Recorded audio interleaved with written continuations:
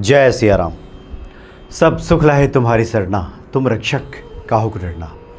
कई बार कुछ भक्तों की तरफ से ये प्रश्न लिख करके आता है कि क्या हमें सुबह हनुमान जी की आराधना नहीं करनी चाहिए। इसके पीछे तर्क ये होता है कि बहुत से संत ये कहते हैं कि हनुमान जी सुबह सुबह राम जी की सेवा में लगे रहते हैं, इसलिए उस वक्त जो आप प्रार्थना करते हैं उन तक नहीं पहुंचती, या पहुंच भी जाती है तो वो सुनते नहीं हैं।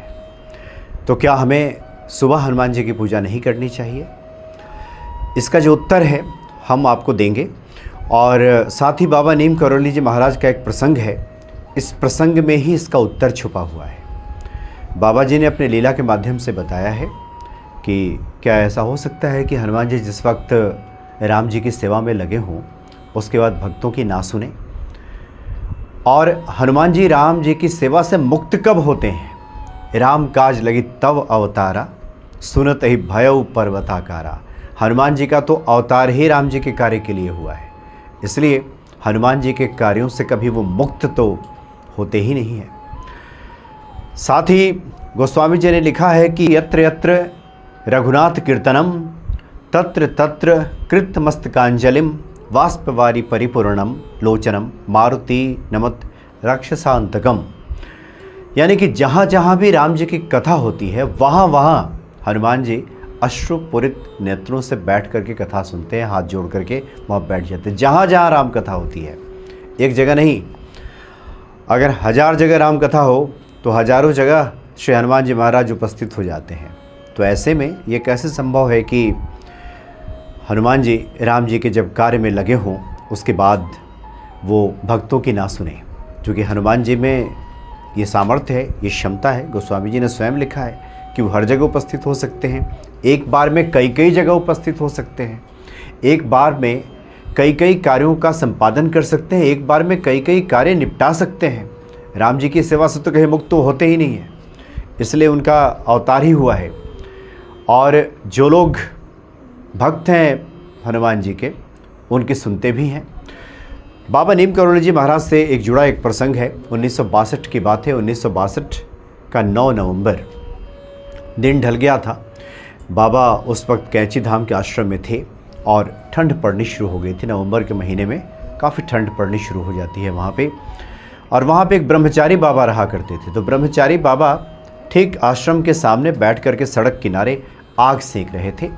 उनके साथ कुछ 2-4 भक्त बैठे हुए थे, और बाबा जी अपने कुटिया में वहाँ पे आश्रम में बैठ करके विचारों में खोए हुए थे, विचार मग्न थे, एकांत में थे।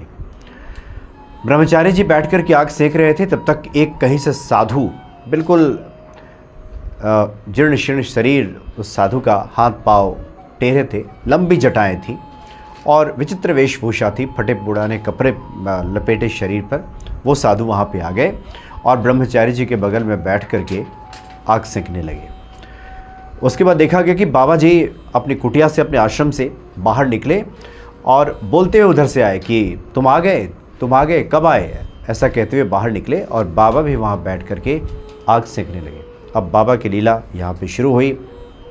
बाबा ने पूछा कि कहाँ से आ रहे हो, कहाँ जा रहे हो? तो साधु ने कहा कि मैं पीलीभीत से आ रहा हूँ और मेरठ जा रहा हूँ। तो उन्होंने पूछा कि फिर यहाँ कैसे आ गए? तो उन्होंने बताया कि मेरठ जाने के रास्ते में मैं आ गया। बड़ा आश्चर्य हुआ वहाँ बैठे हुए लोगों को कि पीलीभीत से कोई अगर मेरठ जा रहा हो तो उसके बाद यहाँ कैसे आ जाएगा?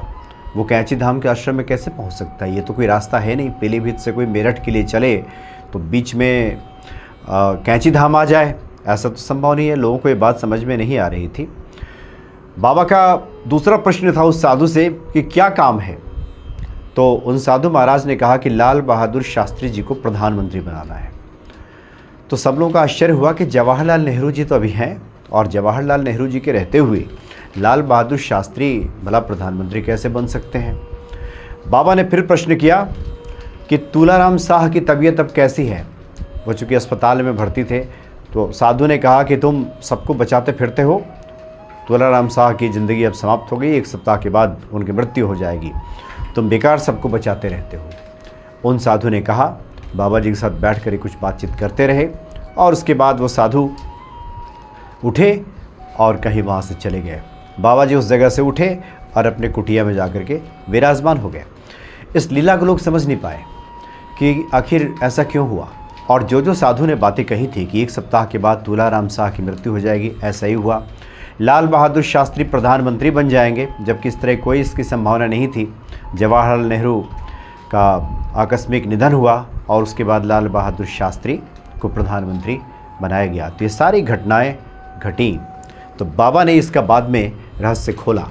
दरअसल वो जो साधु बैठे थे, साधु कोई और नहीं, स्वयं बाबा ने लीला रची थी। बाबा ही दूसरे रूप में साधु के रूप में आकर के वहाँ उपस्थित हो गए थे और अपने भक्तों को ये जानकारी दे रहे थे, अपने लीला के माध्यम से बता रहे थे कि ईश्वर में, हनुमान जी में ये सामर्थ्य है कि एक बार में वो कई जगहों पर विराजमान हो सकते हैं। क्योंकि ईश्वर तो सर्वसमर्थ हैं, हनुमान जी तो सर्वसमर्थ हैं, तो एक बार में कई जगहों पर वो विराजित हो सकते हैं, आ सकते हैं।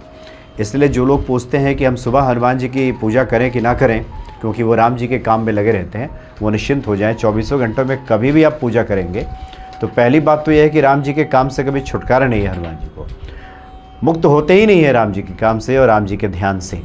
लेकिन इसका मतलब ये नहीं है कि वो भक्तों की सुनते नहीं हैं। और वैसे भी राम जी का काम क्या है? साधु संत के तुम रखवारे, असुर निकंदन राम दुलारे। साधु संतों की रक्षा करना। और प्रभु राम का दूसरा कार्य क्या है कि निशाचर से, बुरे लोगों से इस पृथ्वी को मुक्त कर देना। निश्चर हीन करिमहु भुज उठाए प्रणकिन्ह। इस पूरे संसार को, इस पृथ्वी को निश्चरों से विहीन कर देना, निश्चरों का विनाश कर देना, ये प्रभु राम का कार्य है, भगवान कृष्ण का कार्य है।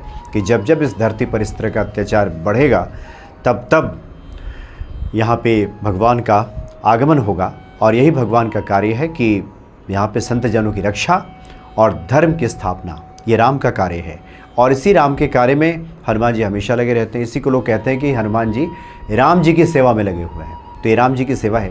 तो वैसे भी जो सच्चरित्र लोग हैं, जो साधु सन्यासी हैं, उस प्रकृति के लोग हैं, उनके रक्षक तो वैसे भी हनुमान जी हो जाते हैं।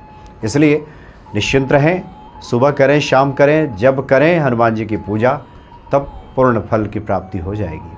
हालांकि कुछ अनुष्ठानों के बारे में पहले बातें हुई हैं कि संध्या काल में, रात्रि काल में आप अनुष्ठान करें किसी विशेष मनोकामना की पूर्ति के लिए, ब्रह्म मुहूर्त में करें, उसका विशेष महत्व है। अलग अलग सिद्धियों की प्राप्ति के लिए, अलग अलग अनुष्ठानों के लिए अलग अलग समयों की बात की जाती है।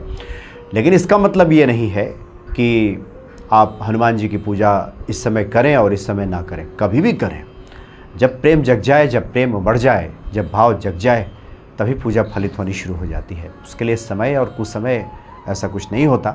इसलिए सुबह भी हनुमान जी की पूजा उसी प्रकार से की जा सकती है जिस प्रकार से संध्या काल में की जाती है। जय सिया राम।